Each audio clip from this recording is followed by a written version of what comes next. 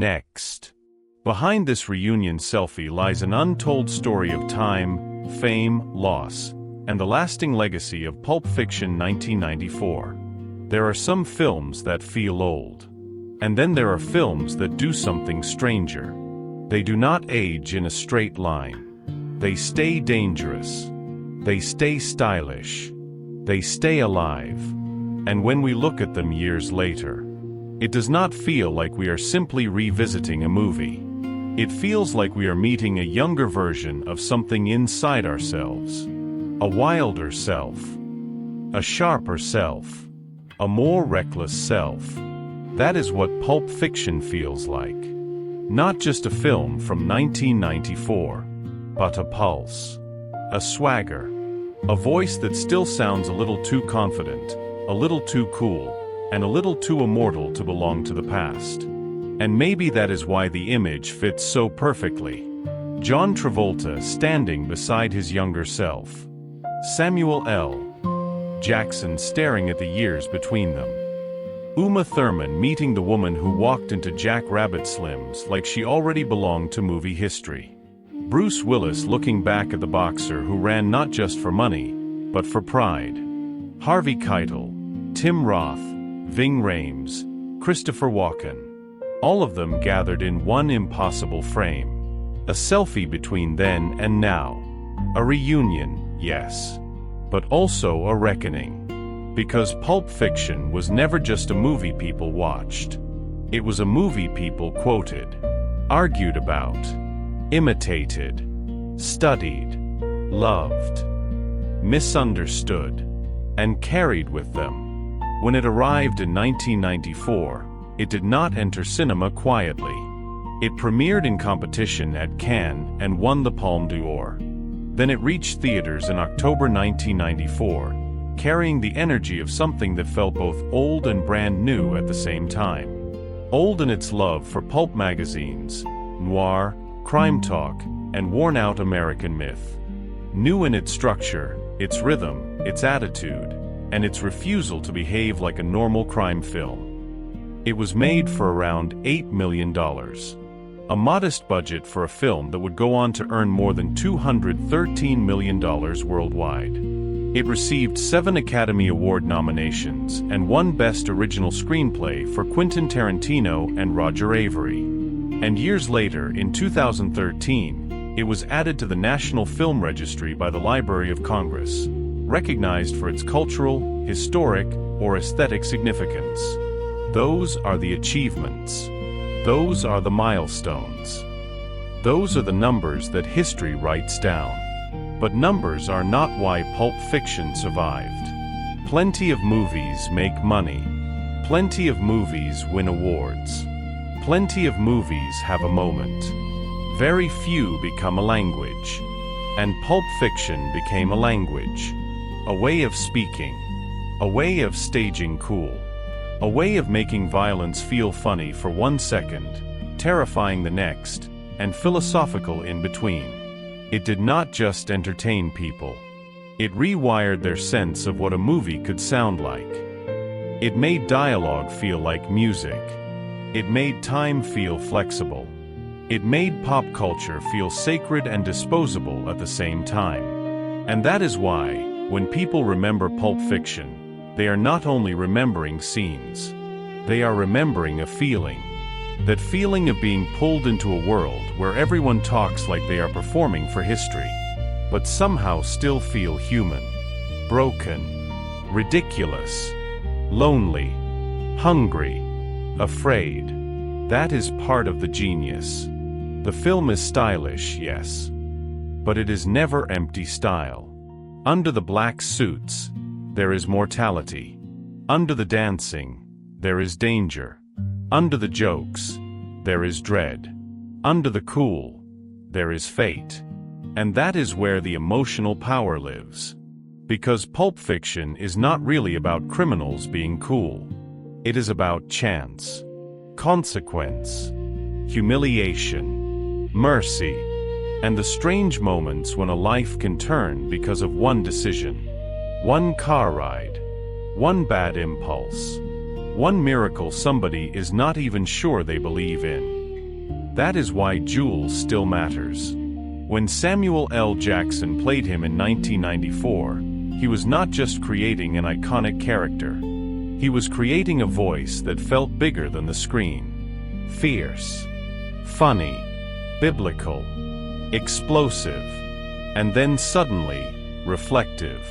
That turn inside Jules is one of the reasons the film lasts. Because beneath all the sharpness, he gives the film a soul. He asks the question the movie hides inside all its swagger. Can a person change? Can violence end? Can a man wake up in the middle of his own performance and decide he does not want to be that man anymore? Years later, Samuel L. Jackson is still working, still a towering presence, with current projects continuing into the mid-2020s, including a Tulsa King spin-off tied to Paramount+. So when you imagine him beside his younger self, it is not an image of disappearance. It is an image of continuity. Not a faded legend. A living one. And then there is Vincent Vega. John Travolta did not merely play Vincent. He resurrected himself through him. Before Pulp Fiction, Travolta was already famous, already a star. But this role helped return him to the center of the conversation in a massive way, and it earned him an Oscar nomination for Best Actor. Vincent walks through the film with that unforgettable blend of confidence and doom, as if he does not know he is already walking toward the punchline of his own life. That is what makes him tragic. He is cool. He is funny. He is watchable beyond belief. But he is also careless. Drifting. A little too sure the world will keep bending for him. And that confidence becomes fragility. Today, Travolta is still acting, with titles like High Rollers attached to his recent filmography. So the older Vincent is not a vanished ghost either. He is a man who kept going. A survivor of fame, reinvention, grief, and time. And then, Mia Wallace. Uma Thurman did not play Mia like a standard femme fatale. She played her like a woman made of mystery, boredom, danger, charm, and sadness all at once. Mia is introduced like a legend before she becomes a person. And then when she becomes a person, she becomes even more magnetic. The dance scene, the silence in the car, the overdose, the way she can fill a room just by standing in it. That is not accidental star power. That is precision. And years later, Uma Thurman is still active too, with major television and film work continuing in the 2020s, including Dexter, Resurrection, and other recent projects. So when you picture modern Uma beside 1994 Uma, the image is not about lost glamour. It is about transformation. About how some screen presences do not disappear. They deepen. Bruce Willis gives the film another kind of energy entirely. Because Butch is not cool in the same way Vincent and Jules are cool. He is bruised, defiant, stubborn, embarrassed by weakness. A man carrying his father's watch like it contains his entire bloodline. And in that watch story, absurd, painful, unforgettable, Pulp Fiction reveals one of its greatest strengths.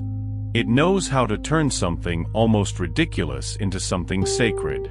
That is the film's secret. It dances on the line between irony and sincerity. And every time you think it will laugh at emotion, it suddenly protects it. Butch is violent, but he is also loyal, dirty, but still capable of a moral choice. Half running from death, half running toward manhood. Bruce Willis later stepped away from acting in 2022 after his family announced his aphasia diagnosis, and in 2023 they shared that his condition had progressed to frontotemporal dementia. That reality makes the idea of him standing beside his younger self feel different now. Softer, more painful, more human. Not a joke about time, a reminder of it. And that is one reason these reunion images hit so hard. Because we are not only comparing faces, We are comparing eras of life. Strength and vulnerability. Performance and memory. The body that could do it then, and the body that has carried history since. That is where the emotion lives in this concept. Not in nostalgia alone, but in tenderness. Harvey Keitel is part of that tenderness too. The wolf is one of the film's greatest jokes and one of its greatest lessons. He walks in, speaks calmly, and changes the temperature of everything. Competence becomes charisma. Control becomes style. And somehow, in a film full of loud personalities, he becomes unforgettable by doing less. Keitel is still active as well, with recent and upcoming projects continuing into the mid-2020s. So the older wolf, standing next to the younger one, feels like the meeting of two kinds of mastery.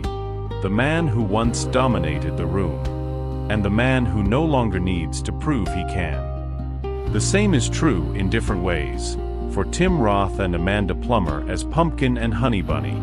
They are chaos at the edges of the story, and then suddenly they are the story. That diner opening and ending is one of the reasons the film feels eternal. It folds back on itself. It turns circular. It becomes memory-shaped like a trap. Tim Roth has remained active on screen and in interviews about his work. Amanda Plummer has also continued acting across film, television, and stage-related work. So again, the reunion frame works. These are not people swallowed by the past. These are artists still carrying it. Ving Rhames as Marsellus Wallace still feels like a force of nature. Christopher Walken, in one scene, turns a monologue about a family watch into something half comic, half mythic, and impossible to forget. And both men have remained active too, with Rhames tied to projects in 2025 and Walken still visible in major recent screen work. So who is still acting? Most of the faces audiences most strongly associate with Pulp Fiction are remarkably still part of the story of cinema in one way or another. John Travolta, Samuel L. Jackson, Uma Thurman, Harvey Keitel, Tim Roth, Ving Rhames, Christopher Walken, Rosanna Arquette. Bruce Willis is the major figure who has stepped away from acting for deeply personal health reasons. And in the wider cast, Stephen Hibbert, who played the Gimp, died in 2026. That alone gives Pulp Fiction a different emotional texture than many other beloved films from the 1970s, 1980s, or even early 1990s. So many of its central faces are still here, still walking, still working, still carrying the strange immortality that cinema gives. And that makes the then and now idea feel less like a memorial, and more like a conversation. A conversation between youth and age, between danger and wisdom, between performance and legacy. Now here is the bigger question. Has any film surpassed Pulp Fiction? If we are talking about awards alone, yes. Many films won more. If we are talking about box office alone, absolutely. Many films earned far more. But if we are talking about cultural afterlife, about identity, about influence, about the way a film keeps living in language, rhythm, fashion, editing, dialogue, and attitude, then the question becomes much harder. Because Pulp Fiction is one of those rare films that did not just succeed. It infected culture. It changed independent cinema's sense of possibility. It turned fragmentation into excitement. It made audiences trust non-linear storytelling in a new way.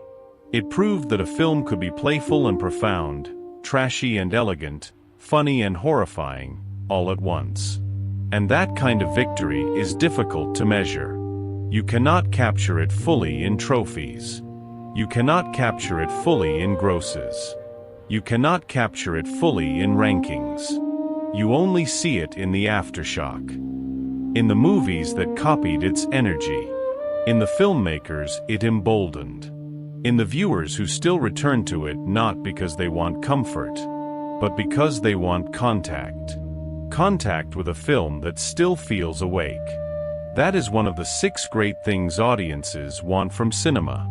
Emotion.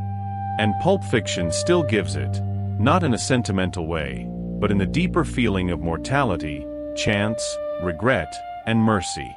They want meaning. And the film still gives that too, hidden beneath jokes, blood, and cool surfaces.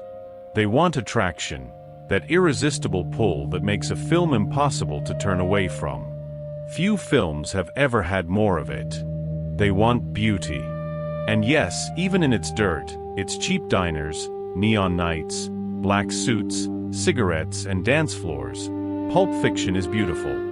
Not polished beauty. Alive beauty.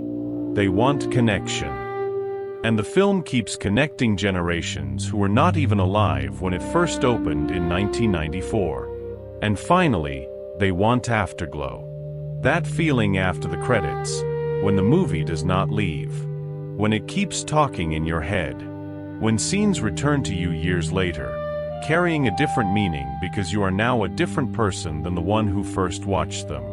That may be where Pulp Fiction is strongest of all. It lingers. Not just as entertainment. As residue. As an atmosphere. As a memory of a time when movies could still feel slightly dangerous. Slightly impolite. Slightly too alive to be reduced to content. And that is why the selfie with time idea works so beautifully here. Because when we picture these actors beside their younger selves, we are not just admiring how they looked. We are watching a film speak to its own legacy. We are watching cinema meet its reflection. Young Travolta and older Travolta. Young Samuel and older Samuel. Young Uma and older Uma. Young Bruce and the man the world now holds with a different kind of love. And in that impossible image, something happens. The film stops being only a movie from the past. It becomes a human story about time. About what survives. About what changes. About what fame gives and what time takes away.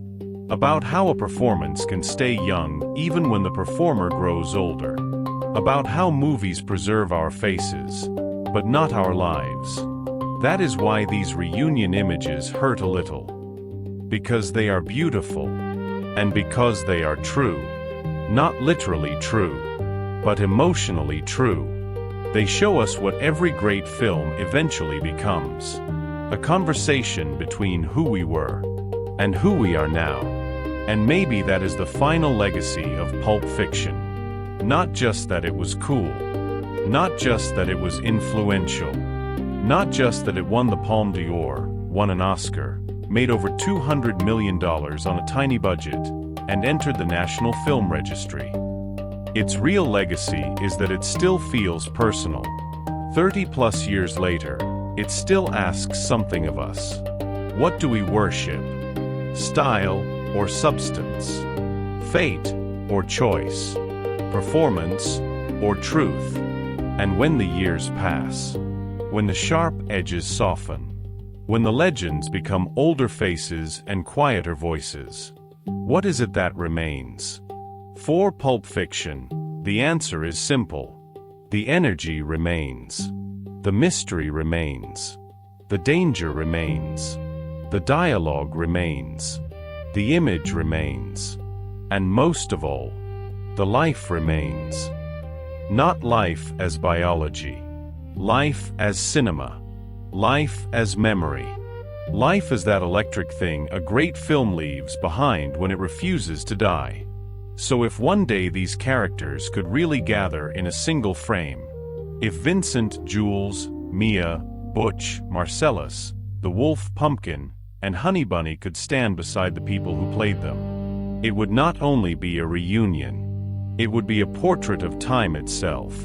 A portrait of youth meeting age. Of performance meeting legacy.